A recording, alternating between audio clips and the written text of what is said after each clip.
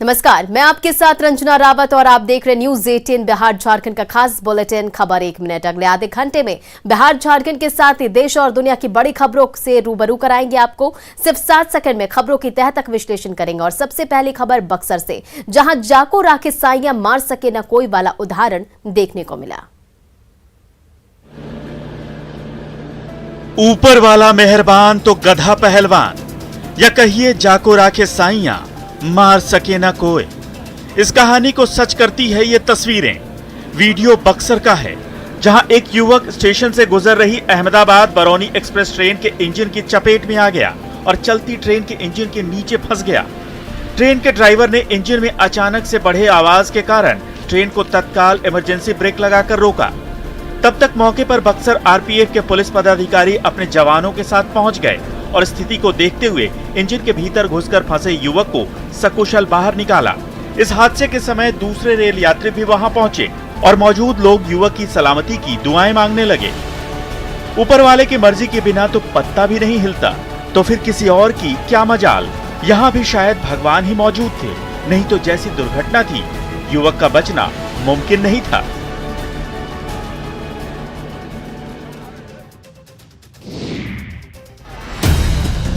बिहार में अधिकारी भी सुरक्षित नहीं हैं। ये तस्वीर इस बात की तस्दीक करती है। वीडियो को शुरू से देखिए। उग्र भीड़ से घिरे कल्याणपुर प्रखंड के सीआई सत्यनारायण पांडे पर अब शब्दों की बौछार सी हो रही है। एक के बाद एक लगातार आरोपों की झड़ी लगाई जा रही है। कभी कोई घूसे मारता है तो कभी कोई थप्पड़ जड़ रहा है। ये नजारा है कल्याणपुर के चकमेहिसी इलाके का। दरअसल अंचल निरीक्षक सत्यनारायण पांडे सरकारी जमीन से अवैध कब्जा हटाने पहुंचे थे, जिससे आग बबूला ग्रामीणों ने उन्हें बंधक बनाया और उन्हें गाड़ी से खींचकर धक्का मुक्की शुरू कर दी।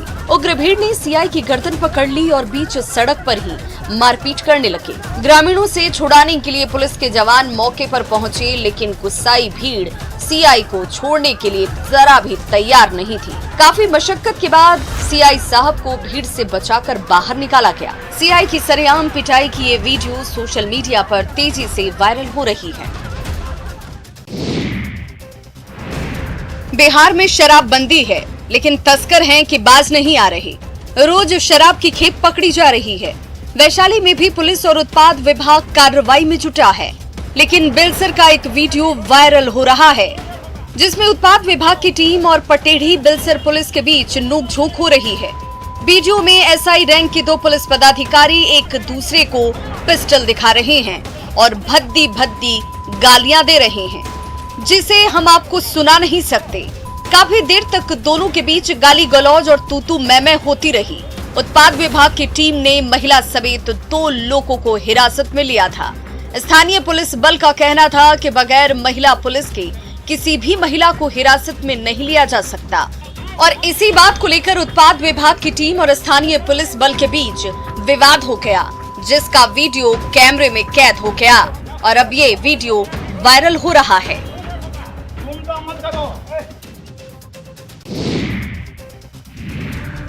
कानून हाथ में लेने की घटनाएं लगातार सामने आ रही हैं। ताजा मामला बाढ़ का है, जहां मामूली विवाद में आक्रोशित भीड़ ने एक युवक की जमकर धुनाई कर दी।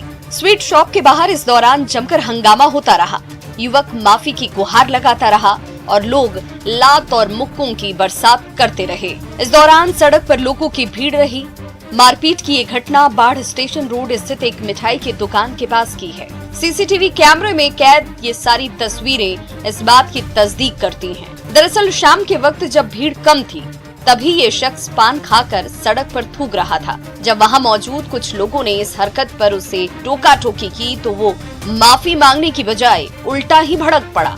फिर क्या था, ये सब देखकर वहां मौजूद भीड़ आक्रोशित हो गई और फिर लोगों ने युवक की जमकर धुनाई कर दी। हालांकि कुछ लोगों ने बीच बचाव की कोशिश भी की, लेकिन गुस्साए लोगों के सामने उनकी एक नहीं चली। अब सोशल मीडिया पर यह वीडियो वायरल हो रहा है। कोरोना को लेकर बिहार सरकार ने गाइडलाइन जारी किए हैं। कोशिश है कि संक्रमण के फैलाव को रोका जा सके, लेकिन अब जरा बांका से आई इस तस्वीर को भी देख लीजिए। कैसे सरकारी बाबू ने ही कोरोना प्रोटोकॉल की धज्जियां उड़ा दी। जमकर हो रही आतिशबाजी के बीच गुलाबी शर्ट में 2 घोड़ों पर बैठे दोनों शख्स न तो ये दूल्हे हैं, न ही इनके पीछे चल रही ये भीड़ बाराती है, बल्कि इनमें से एक हुल्ली डूमर प्रखंड के बीडीओ विकास कुमार हैं और दूसरे प्रखंड के ही पंचायती राज पदाधिकारी बाल कुमार सिंह। दोनों की शादी तो नहीं हो रही, लेकिन शाही विदाई जरूर दी जा रही है। लेकिन इस शाही विदाई में न अधिकारियों को कोरोना के प्रोटोकॉल का ध्यान रहा, न ही इस भीड़ में शामिल किसी शख्स को मास्क पहनने का होश ही। सभी पर जैसे सरकारी गाइडलाइंस की धज्जियां उड़ाने का नशा चढ़ गया था। सवाल है कि अधिकारी इस शाही विदाई में कोरोना नियमों को रौंद कर क्या संदेश देना चाहते हैं। बाल विवाह न हो इसे लेकर सख्त कानून है, साथ ही कड़े सजा का प्रावधान भी है, लेकिन कड़े कानून के बाद इस पर रोक लगाना संभव नहीं हो पा रहा। पूर्णिया से दिल को झकझोर देने वाली खबर सामने आई, जहां एक 12 साल की बच्ची की शादी उससे दोगुने उम्र के लड़के से करा दी गई। लड़की की सौतेली मां और सगे पिता पर बेटी को 80,000 में बेचने का आरोप है। गांव वालों की माने तो यूपी के गोंडा के युवक से बेटी को बेच दिया गया, वो भी उस दिन जब लड़की की दादी की मौत के बाद श्राद्ध का कार्यक्रम चल रहा था। लोग पूछ रहे हैं कि एक तरफ श्राद्ध चल रहा था तो दूसरी तरफ आनन फानन में पोती की शादी आखिर क्यों की गई। उसका दादी का कर्म था, श्राद्ध कर्म था। उस दिन पता चला कि उसी रात में उस बच्ची का शादी, जो कि एकदम नाबालिग है, 11 साल उसका उम्र है। ज्यादातर ऐसे मामलों में कम पढ़े लिखे परिवारों और गरीबों के बीच इस तरह के मामले सामने आते हैं। ऐसे में स्थानीय स्तर पर भी जागरूक करने की कोशिश जरूरी है। नवादा में 4 दिनों से लापता मां और उसके 2 बेटों का शव बरामद किया गया, जिसके बाद से इलाके में कोहराम मच गया है। मौत है या फिर हत्या, इसकी जांच में पुलिस जुटी है। घटना नवादा जिले के मुफस्सिल थाना के बिलधार गांव की है और बताया जा रहा है कि बिलधार गांव निवासी मनोज यादव की पत्नी ललिता देवी और उसके 2 बेटे 6 साल का विक्रम और 1 साल का छोटू कुमार पिछले 4 दिनों से लापता थे, लेकिन सोमवार की शाम दोनों के शव गांव के ही आहर से बरामद किया गया, जिसके बाद से गांव में मातम का माहौल है। मृतक के परिजनों ने बताया कि ससुराल वालों ने गायब होने की खबर नहीं दी। सोमवार की रात गांव वालों ने फोन कर तमाम जानकारियां दी। अपने से हत्या नहीं किए, वो हत्या कर दिया है। उसी का विरोध करती थी ना? हाँ, उसी का विरोध करती थी। घटना के बाद से ससुराल पक्ष के सभी लोग फरार बताए जा रहे हैं। पुलिस सभी पहलुओं को जोड़कर फिलहाल जांच में जुटी हुई है। पूर्वी चंपारण में महिलाओं से करोड़ों की ठगी की गई। 2 दिन पहले महिलाओं ने इसे लेकर प्रदर्शन किया था। करोड़ों रुपए की ठगी करने वाले जालसाजों को मोतिहारी पुलिस ने गिरफ्तार कर लिया। इस गिरफ्तारी को पुलिस एक बड़ी सफलता मान रही है। बता दें कि मदर टेरेसा नामक संस्था ने सहायता समूह बनाकर करीब 5,000 महिलाओं से नौकरी और रोजगार दिलाने के नाम पर ठगी की। महिलाओं से करीब 150 करोड़ रुपए उगाही की गई। ठगी गिरोह के सरगना ब्रजेश यादव को पुलिस ने गिरफ्तार कर लिया है। साथ ही इसके एक सहयोगी को भी गिरफ्तार करने में पुलिस सफल रही। इस प्रकार से इन्होंने भोली भाली हजारों महिलाओं को ठगा है। व्यापक अनुसंधान का ये विषय है। अभी आगे हम लोग और अनुसंधान करेंगे। ठगी की शिकार महिलाओं ने मधुबन थाना चकिया में NH 28 को जमकर हंगामा किया था, जिसके बाद पुलिस हरकत में आई और मास्टरमाइंड ब्रजेश यादव को गिरफ्तार कर लिया गया। दरभंगा से बाढ़ की विभीषिका की दर्दनाक तस्वीरें सामने आई, जहां मरने के बाद मृत शरीर को भी बाढ़ की परेशानी झेलनी पड़ी। कुशेश्वर स्थान के महिसौत गांव में जुगाड़ से अंतिम संस्कार किया गया, लेकिन मरने के बाद भी जन्मस्थली की मिट्टी नसीब नहीं हो पाई। शमशान बाढ़ के पानी में डूबा हुआ था और ऐसे में किसी तरह से अंतिम संस्कार किया गया। पानी में खूंटा गाड़कर उस पर चचरी बनाई गई। चचरी के ऊपर कोठी रखकर शव को लकड़ी के बीच रखा गया और फिर मुखाग्नि देने के लिए बेटा नाव से पहुंचा और फिर नाव से ही लौट गया। तस्वीरें तस्दीक कर रही हैं कि किस तरह जल से जिंदगी ही नहीं बल्कि शव भी जंग लड़ रहे हैं। दरभंगा के कुशेश्वर स्थान का महिसौत गांव 6 महीने पानी में डूबा रहता है। सोमवार को 90 साल के शिवनी यादव की मौत हो गई, लेकिन समस्या अंतिम संस्कार को लेकर खड़ी हो गई, क्योंकि शमशान पूरी तरह से पानी में डूब चुके हैं और ऐसे में ग्रामीणों ने जुगाड़ निकाला और इसी जुगाड़ से फिर शिवनी यादव का अंतिम संस्कार किया गया।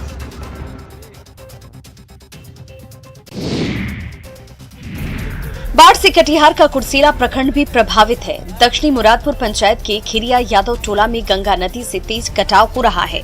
आंखों के सामने किसानों के खेत नदी में विलीन हो रहे हैं। परेशान ग्रामीण कहते हैं कि अगर गंगा नदी ऐसे ही कटाव करती रही तो बड़ी आबादी पर संकट खड़ा हो जाएगा। स्थानीय लोगों की मानी तो पिछले 5 सालों से ऐसा हो रहा है, लेकिन सरकार की तरफ से इस कटाव को रोकने के लिए कोई काम नहीं किया गया। कई बीघा जमीन नदी में समा जाने के बाद अब गांव पर संकट मंडरा रहे हैं। प्रशासन को भी इसकी जानकारी है। डीएम ने जल्द ही बम्बू पाइलिंग की बात कही है। एग्जीक्यूटिव इंजीनियर के द्वारा भी जांच किया गया है और वहां पे कटाव को रोकने के लिए कल से बैम्बू पिचिंग का कार्य प्रारंभ हो रहा है। बाढ़ नियंत्रण विभाग के अधिकारियों को डीएम ने दिशा निर्देश दिया। साथ ही लोगों से अपील की कि ज्यादा पैनिक ना हो, लेकिन स्थिति ऐसी है कि गांव वाले अनहोनी की आशंका से डरे सहमे हुए हैं। कहीं गंगा कहर बरपा रही है तो कहीं अधवारा समूह की नदियां। इधर खगड़िया में कोसी नदी कब उफान पर होगी कहना मुश्किल होता है। पानी बढ़ते ही अलग अलग जगहों पर कटाव शुरू हो जाता है। कुछ ऐसा ही देखने को मिला है खगड़िया के चोढ़ली जमींदारी बांध के पास, जहां नदी ने अचानक से कटाव शुरू कर दिया, जिसके बाद इंजीनियर और मजदूर यहां पहुंच गए। कटाव शुरू होते ही फ्लड फाइटिंग का काम शुरू किया गया। बालू की बोरियों को नाव के सहारे कटाव स्थल पर पहुंचाया जा रहा है। साथ ही साथ दूसरे जरूरी काम भी किए जा रहे हैं ताकि बांध को सुरक्षित रखा जाए। कटाव स्थल पर अधिकारी भी लगातार कैंप कर रहे हैं। कल कटाव लगा था, 60 मीटर में टो डिस्टर्ब हुआ है, उसके बाद काम चल रहा है, कटाव आगे नहीं बढ़ेगा। दरअसल कोसी नदी का बहाव बार बार बदलता रहता है, जिसकी वजह से तेज कटाव होना शुरू हो जाता है। इससे ग्रामीणों की परेशानी बढ़ जाती है, बचाव कार्य में भी मुश्किलें आती हैं। राजधानी पटना के नगर निगम क्षेत्र में सैकड़ों की संख्या में खुले मेन होल और चैम्बर यहां के लोगों के लिए खतरनाक साबित हो रहे हैं। कई बार लोग हादसे का शिकार भी हो चुके हैं, लेकिन पटना नगर निगम अभी भी बेपरवाह बना हुआ है। 4 दिन पहले पटना सिटी में एक बच्ची की मौत खुले नाले में गिरने के कारण हो गई थी, लेकिन पटना नगर निगम अब भी इसे लेकर गंभीर नहीं है। पटना के कई निगम वार्डों में तकरीबन हर वार्ड में दर्जनों मेन हॉल और ढक्कन अभी भी खुले पड़े हैं। सबसे बड़ी बात कि जल जमाव की वजह से सड़कों पर पानी के बीच खुले ये मेन हॉल और चैम्बर दिखाई नहीं देते और राहगीर सीधे इसमें समा जाते हैं। बहुत खतरनाक है, समाज जनता पब्लिक के लिए बहुत खतरनाक है। कभी भी गिर सकता है इसमें। अगर इसमें पानी अगर भर जाता है रोड में तो आदमी को पता चलेगा क्या है नहीं है। कई जगहों पर खुले मैनहोल और स्थानीय लोग अपने स्तर पर बांस बल्ले से लाल कपड़ा या फिर पेड़ की टहनी और दूसरी चीजें लगा देते हैं। धान की रोपनी का समय है, लेकिन जमुई जिले के खैरा प्रखंड के दर्जनों गांव के किसान चिंतित हैं। दरअसल इस साल भी खेत में नहर का पानी नहीं पहुंच पाया। बीते 8 सालों से अपर क्यूल जलाशय के केंडी नहर की सफाई ही नहीं हुई, जिसके चलते करीब 6000 एकड़ में पटवन को लेकर किसान परेशान रहते हैं। सिंचाई विभाग से कई बार मांग की गई, बोला गया नहर की सफाई कराई जाए, लेकिन सफाई के नाम पर खानापूर्ति कर दी जाती है, जिसका परिणाम है कि नहर में जंगल उग गए हैं, मिट्टी भर चुकी है। नहर की सफाई अगले साल भी नहीं हुआ, आज भी नहीं हुआ है और बातचीत चल रहा है तो कह रहा है कि हम जल्दी कर रहे हैं और आज तक नहीं किया। अभी तक खेतों में पानी भी नहीं पहुंच पाया, जिस वजह से जुताई का काम नहीं हो पा रहा और ऐसे में जाहिर है धान की खेती में देरी हो रही है। कोरोना की तीसरी लहर की आहट तेज है। लोगों से सतर्क रहने की अपील की जा रही है, लेकिन बाजारों में अब भी नियम तोड़कर लोग खरीदारी करने में जुटे हैं। ये हम क्यों कह रहे हैं, ये समझने के लिए इन तस्वीरों को ही देख लीजिए। तस्वीरें राजधानी पटना की हैं, जहां त्योहार के नाम पर लोग बाजारों में खरीदारी के लिए जुटे हुए हैं, लेकिन खरीदारी के बीच लोग नियम तोड़ने से बाज नहीं आ रहे। बकरीद पर पटना के बाजार में बकरी की खरीदारी करने आए लोगों की भारी भीड़ दिख रही है। लोग बिना मास्क और सोशल डिस्टेंसिंग का पालन करे बगैर खरीदारी कर रहे हैं। सवाल करने पर लोग परंपरा के नाम पर खरीदारी की बात करते नजर आते हैं। तो ये कुर्बानी का बढ़िया रेट है, बहुत बढ़िया रेट है। कहा जा सकता है कि त्योहार के नाम पर खरीदारी में लोगों ने जिंदगी को दांव पर लगा दिया है। ऐसे लोगों को समझना होगा कि त्योहार की खुशियां तभी हैं जब आप और आपका परिवार स्वस्थ और सुरक्षित है।